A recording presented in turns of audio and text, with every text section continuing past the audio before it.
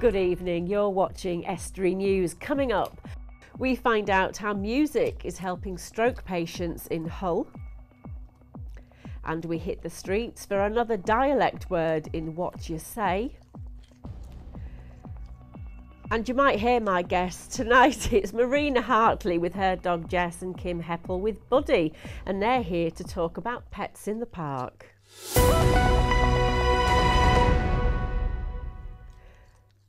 Welcome to Estuary News. I'm Emma Lingard. Now it's over to Richard Morris for the news headlines.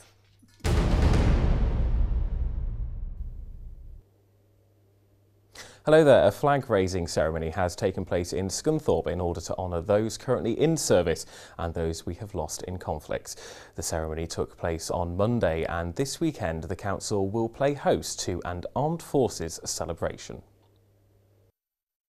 Yeah, absolutely. The more people, the better. Every year it must get bigger and better, you know, and it particularly makes it worthwhile for all those young people that have participated today, and of course the veterans who we shouldn't forget. There's an Armed Forces Day on Sunday at Glanford Park where everybody's going to be there, and it would be wonderful if lots of people could come and support them. Philip Larkin is to be honoured in Poets' Corner at Westminster Abbey 30 years after his memorial service was held there. Larkin, who was librarian at the University of Hull from 1955, turned down the chance to be Poet Laureate. He was chosen as the nation's best-loved poet in 2003. A floor stone to honour him will join the country's other best-loved poets, including Lincolnshire's Lord Tennyson. 75 years ago today, around 4,000 men died with the Lancastria, a troop ship which had been attacked by German fighters in Saint-Nazaire. The Grimsby trawler Cambridgeshire, skippered by Billy Euston, was nearby and rescued 1,000 survivors that day. The event was kept quiet by the government for fear of lowering morale. Classed as the worst maritime disaster in history, a ceremony took place in France on Wednesday to remember those who lost their lives. More acts have been announced for this year's Freedom Festival. Hull's annual event will see jazz legends, James Taylor Quartet, BBC Six music favourites, as well as headline comedians taking to the stage. Organisers say the event, taking place in September, will have something for everyone, with established international acts performing alongside emerging talent. For the first time ever, we've got not one but two large-scale outdoor spectaculars taking place on Saturday evening. One in the traditional base of Humber Quays, which is called Over and Out, and that explores the history of the river, so quite apt for Hull. And then another great monumental piece called The Bell by Periplum, which is taking place in Queen's Gardens. That's all from me, and I'll be back with more news soon. Bye for now.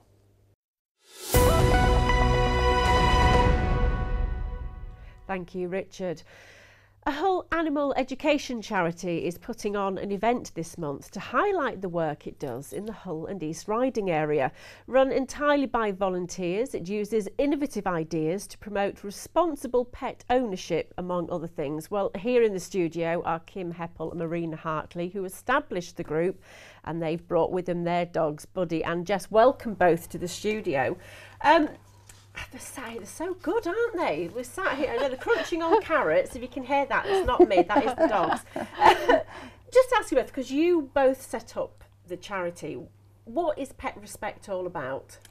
Pet Respect is an education charity aimed at trying to reduce animal cruelty in the future. Right. By teaching young children how to respect animals, basically, yes, all animals, and also about respecting each other and all living beings. Yeah, so predominantly in primary schools, but we're going secondary schools, we're going youth units, work with all different age ranges, and it is mostly the education, but of course we do therapy as well, visit older people in care homes. And how long has it actually been running then? We set up in 2009 and we got charitable status in June 2009. Right. So yes, properly since back in mid-2009 we've been going. And obviously the fact you've been going so long, very popular and worthwhile, isn't it? And Marina, you've got a border collie down there, haven't you? Yeah, Jess. Just tell us about Jess. Well, Jess is 8 years old now. She's been a therapy dog since 2009. She's quite well known in Hull with the primary schools and the care homes. Yeah. Some of the care homes that we go to, she is the only visitor that some of the clients have. Oh. One lady we actually did a DVD for, so when Jess wasn't there, she could look at the DVD. Oh, I mean, this is it. I suppose when the elderly do go into a care home, if they've had pets and they've had to give them away, it must be quite a heart-wrenching. Well, I would know it'd be heart-wrenching. It is really sad. And Yeah. some of them cry out, not out of, often it's just they're so pleased to see a pet. And so it's happy tears because they're remembering, especially residents that have maybe got dementia, the onset of dementia, really stimulates the memory of pets that they used to have, dogs especially. So they can just sit and stroke them. Sometimes they do tricks for them. They're just happy to have them, aren't they? Just even if it's just a few minutes. Jess has come alive now. That's what I was going to say at that She's point. eating a carrot. And obviously we've got Buddy, Kern Terrier. Now, how old? Buddy's only 15 months old, Right. but he's got a bit of a reputation of sleeping everywhere he goes. And being a terrier, we never make any of the dogs. We've actually got 4 therapy dogs now, but we never make them do anything they don't want to do. And if Buddy wants to sleep, he goes to sleep. Yeah, because you can still stroke him yes. and get enjoyment from that, can't Definitely. you? I mean, what have people said to you then? Because I know from having dogs, it's quite therapeutic to stroke a dog, isn't it? So what feedback have you had?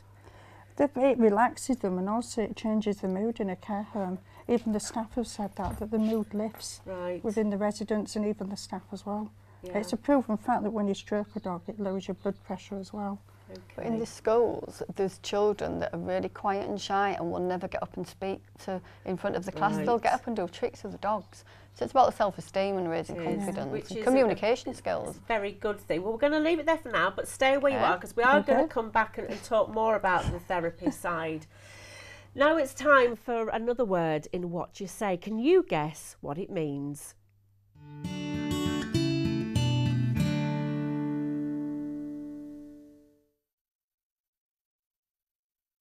Bubbed. B-U-B-B-E-D. Oh, gosh. You've got the wrong person, I haven't got a clue. Shall have to bring my dictionary. Bubbed. B-U-B-B-E-D. Well, I don't know what it means, but I don't want to say what I think it means. Gonna get one over here. darling. We're gonna get pushed run over by the truck. Over here. B-U-B-B-E-D. Bugged. Bugged. Bubbed. Bugged. Bugs. Never heard of that neither. Gathered bird eggs. Right.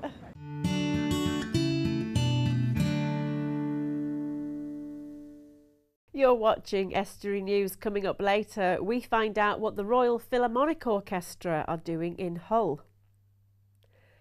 And Richard Morris will bring you the sports news.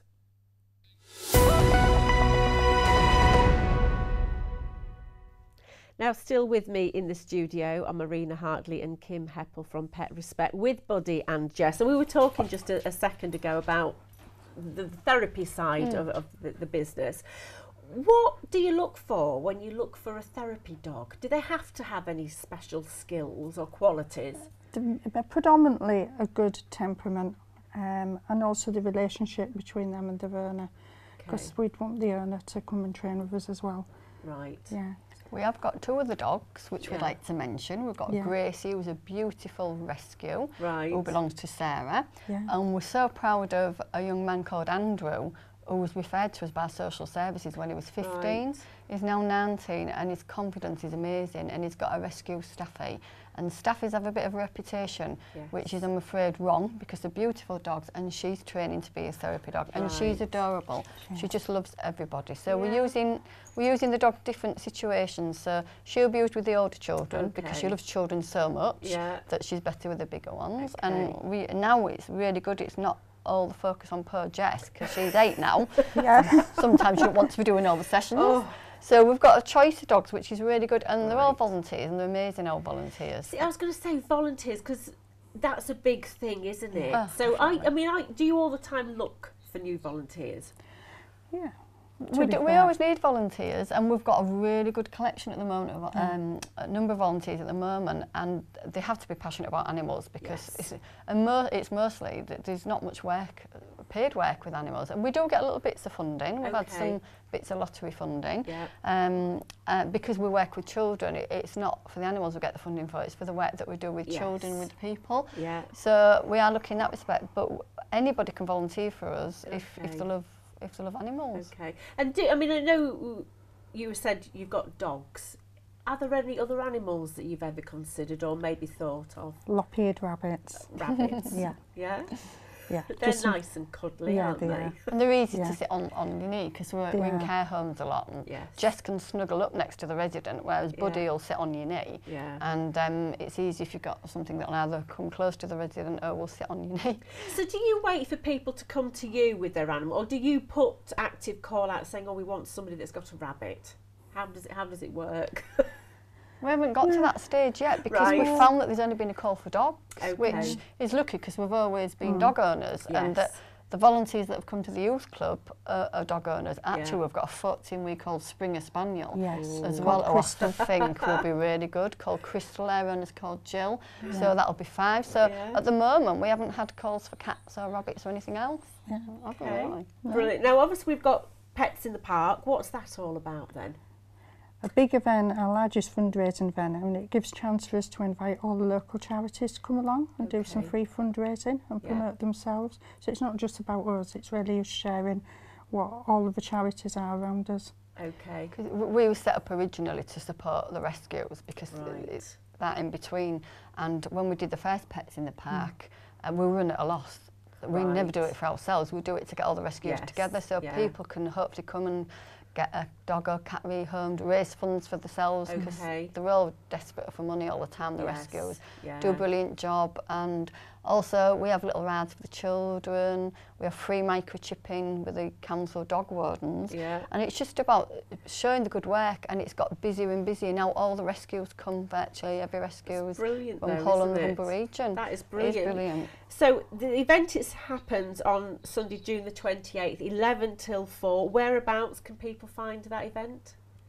It's at West Park, but you can always go on our website, which is www.petrespect.org.uk. Brilliant. And we're doing a big fun dog show as well. Anybody who doesn't know West Park, it's where KC's stadium is. Brilliant. So that's West Park, Sunday, June the 28th, 11 till 4, and you can bring your own dogs. Well, thank you very much for coming in. Thank you. Now, they're one of the world's most famous orchestras, performing in extravagant concert halls worldwide. Now, the Royal Philharmonic Orchestra have swapped the concert halls for a church in Cottingham to try a new method of rehabilitation for stroke patients, revolving around music, as Dave Nunn went to find out. They're used to playing in surroundings such as the Royal Albert Hall, and now the Royal Philharmonic Orchestra are playing in Cottingham Road Baptist Church in Hull, as part of a unique rehabilitation scheme. This project is it's quite a unique project for the RPO and for Hull as well. It's using music making and whole group creative music making specifically alongside professional musicians for stroke patients as a rehabilitative tool. So whether that's cognitive, emotional wellbeing outcomes, we're looking at music making techniques that help to rehabilitate them in their path to recovery from a stroke. The Stroke Rehabilitation Project comes as part of the orchestra's 5-year residency at Hull City Hall and features musicians from the orchestra who wanted to be involved in the project and understand the effect music can have on stroke patients. I've read up quite a bit about it recently because I've wanted to be involved in this particular project, and it's not only the actual physical side of things that is inhibiting, it's more the mental side of life as well. Suddenly you're an active person one day, and then the next day you're not, and that tends to bring on depression and a lot of ill feeling towards what's happened to you, and so music just generally tends to make people happy and sad, but it brings out emotion, and that helps them. I hope that will help them in some sort of way. The nurses who look after the patients say the project does have a positive impact on their patients and their carers. It's been a real privilege for us to see the patients come in and doing their rehab in this way, and for carers to be involved in that. For some of the patients and carers, they've really lost confidence after the stroke, and it completely changes their life. So for them to be able to come and be a part of something like this and get so much enjoyment out of it, as well as doing rehab, it's really great. And some of the patients have even said, and we've noticed, that they don't even really realise that they're doing rehab. They're just enjoying themselves and having fun, and it's really increasing their confidence in coming out and being part of a group and meeting new people. And the patients are seeing many benefits, including increases in both physical and mental health. Well, it's early days yet, but it's lifting morale because you do get depression a heck of a lot. My left arm is weak, so it's helping the movement of that and putting strength into my left arm. No, for a while, because I'm party-sighted as well, so I can't see anything much. I can't walk, so yeah, for things that can get better, it's helping slowly, but yeah, it will help.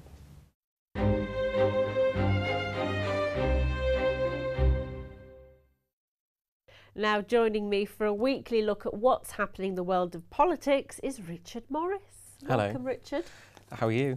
I'm very well. You're sitting on carrots. I'm sitting on remnants of carrots and also bits of dog drool, so I'm very pleased about this. But there we go. It wasn't me eating the carrots. I was quite tempted. Though somebody in my ear is saying I look like a carrot. Well, I couldn't possibly Thank comment. you. I couldn't possibly comment. Yeah, exactly. You wait. So the Hull and Humber Chamber of Commerce, the leading business organisations who are sort of represented by this, they've said that they would like to press ahead with the idea of the Northern Powerhouse, as it were. So George Osborne has said that he'd like to see, the Chancellor has said that he'd like to see more directly elected metro mayors, and what they're saying is that they'd like to see for our region a kind of Humberside metro mayor. You've said that dreaded word, though, for a lot of people. It's literally saying that word, Humberside. We'll have lots of viewer complaints now. Okay, then for the Humber region. For the Humber region, then that's fine. That's fine. So obviously, this will be quite interesting. What they're saying is that they don't really. I mean, Dr. Ian Kelly, who's the chief executive at the Hull and Humber Chamber of Commerce, he said that he doesn't want a weak local leadership which hands over our destiny to people in Leeds, Lincoln or elsewhere. That's his sort of exact quote. So it's interesting. He sees, kind of like local councils as taking it away from one particular person, and they want to see one person who's in charge of everything almost. I mean, we've had this debate for the last couple of weeks, really, haven't we? Where obviously, I think the other week we had the story about Hull City Council looking towards Leeds, didn't we? Yes, and of course Manchester as well. They're using as a kind of like they're almost testing out the idea of having directly elected mayors in this northern powerhouse, which they keep on talking about. So it'll be interesting to see, obviously, if that does come to the Humber region. Obviously there's some quite strong support for it. One to watch, isn't it? What's your next one? It's to do with waste. Yes, this proved so controversial. This was obviously North East Lincolnshire Council decided a little bit, a couple of months ago, that they would start charging £30 a year for brown bin collection. This has caused a huge amount of opposition from all kinds of local residents and the Conservative group on the council, who say that it's actually not, it's removed the encouragement for people to recycle, garden waste, etc.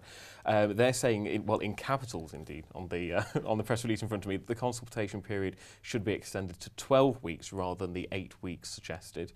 And that, they classify it as a brown bin tax. They don't actually see it as, a charge for a council service. They just see it as this awful tax that, everyone's now being levied with.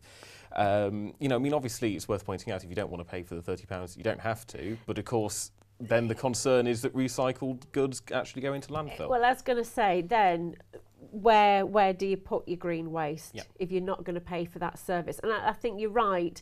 Most comments that I've heard people say is they feel it's a tax. It's like a stealth tax on top of your council tax. And it's interesting as well, they've also quoted December 2011, a cabinet report which, the select committee recommended essentially a carrot and stick approach to encouraging recycling, and they've said that since then there has been precious little carrot and no stick. It's quite a strongly worded press release from them. They're not very pleased basically with what's going on. Okay, and what else have you got? Well, we've got North Lincolnshire. Yeah, North Lincolnshire now has loads of superfast broadband, or if you don't currently have superfast broadband in North Lincolnshire, you should have very soon. What we're looking at is 92.5% of northern Lincolnshire by June 2015, which has indeed been done. Other areas will be sort of affected by March 2016. Now, of course, we live in Grimsby, great broadband connection. You can forget, for people who live in very rural areas, actually just how essential it becomes. I mean, we're constantly using the internet here at Estuary, and yet, you know, if we were based out in the middle of nowhere, it might be a little bit more difficult. And that is the big thing, isn't it? People that work from home, that live in these rural areas, have always complained about, it's like the old-fashioned dial-up speed, isn't it, really? And also they're rolling out the fibre broadband. I mean, if people who are watching, they don't know, there's two different types of broadband. There's a slightly slower sort of ADSL connection, as it's called, and there's the fibre broadband, which is seen as the best of the best. And obviously this rollout of fibre broadband, they're hoping will, you know, help businesses and local communities in North Lincolnshire. Okay, well, thank you very much for that. You're going to sprint off now. Yes, and do I the like sport. watching you I'm going to sprint run off. So while Richard Morris sprints over, here he is coming up with the sport.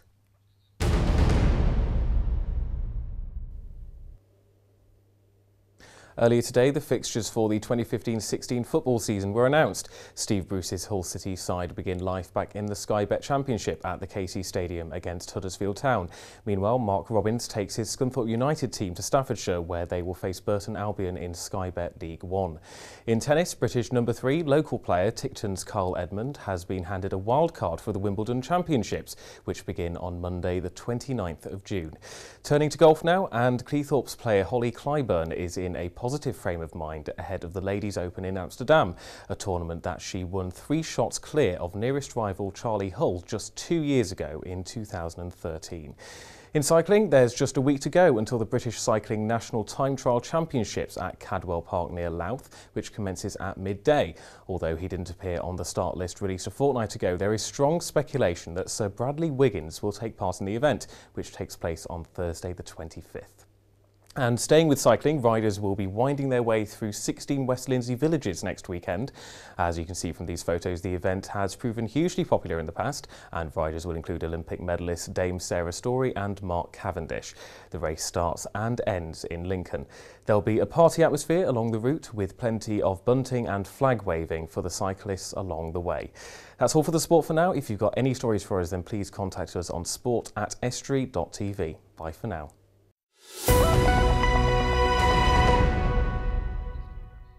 Well, that's it. Thank you to my guests tonight, Marina Hartley, Kim Heppel, and their delightful dogs, Buddy and Jess. And don't forget, Pets in the Park is on June the 28th from 11 AM to 4 PM in West Park in Hull. If you've a story for us, then contact us our usual ways or email news@estuary.tv. Until tomorrow night, good evening.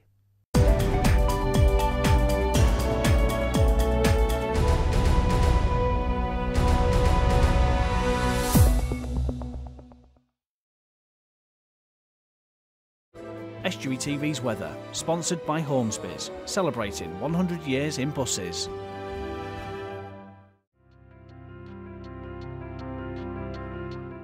Hello and welcome to Estuary TV's weather. A bright start Thursday with some sunny spells, a windy afternoon with highs of 17 degrees Celsius, most parts dry Friday with a few bright spells.